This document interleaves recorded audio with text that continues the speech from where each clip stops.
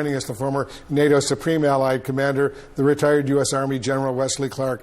General, you heard President Trump double down on his claims about the U.S. strikes in Iran, calling the nuclear facilities totally inoperable right now. The report casting doubt on that claim was from the DIA, the Defense Intelligence Agency, an agency you and I know well. How reliable is DIA information? I think it's good information, but it is early, Wolf. And one of the things you always learn in this business is first reports they're always wrong. So we don't know if this is correct. We don't know exactly about the materials that may have been removed from the site. We don't know whether there are rooms inside Fordo that were protected. We just don't know enough. So it's what Kristen said too. We've got to have some on the ground assessment there. Is there radiation leaking from the site? Well, that would be a pretty good indicator that we did hit it, but we don't know that. As far as we know from our aerial surveys and defense intelligence collection, there was no radiation that came out from the site. So we just don't know. But the point is that where are we going with this? So I hope there will be an agreement. I hope the agreement is correct, and I hope that President Trump is correct, that this is the end of it. But, just getting an agreement that they're not going to get a nuclear weapon doesn't solve the problems in the Middle East. We've been successful in every military operation, and so have the Israelis. There's still war in the Middle East.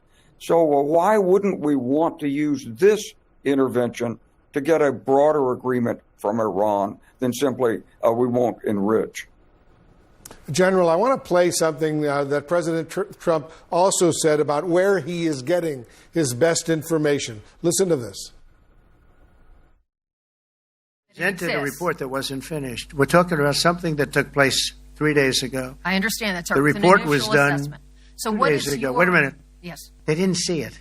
All they can do is take a guess. Now, if you take a look at the pictures, if you take a look how it's all blackened, the fire and brimstone is all underground because it's granite and it's all underground. You don't show it. But even there, with all of that being said, the whole area for 75 yards around the hole where it hit is black with fire.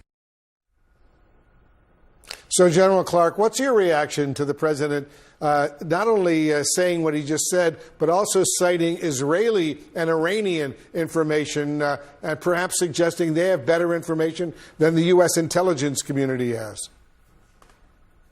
Well, the Iranians may have better information, but you can't always trust what the Iranians said. The early reports from Iran were, hey, we got all our HEU, highly enriched uranium. We got it out. So you didn't do anything. And now they've come back and said, oh, no, it's really bad. They have a motive for saying that. As far as the Israelis are concerned, unless there are Israeli agents on the ground or penetrating inside the Iraqi government, which is possible but unlikely at this point after all that's going on, their information is basically no better than ours. So I think we just have to wait on this, Wolf. I think that's a good idea. Wait and see what happens. The president also compared the U.S. strikes on Iran, General, to the World War II nuclear bombings of Hiroshima and Nagasaki. What do you make of that comparison?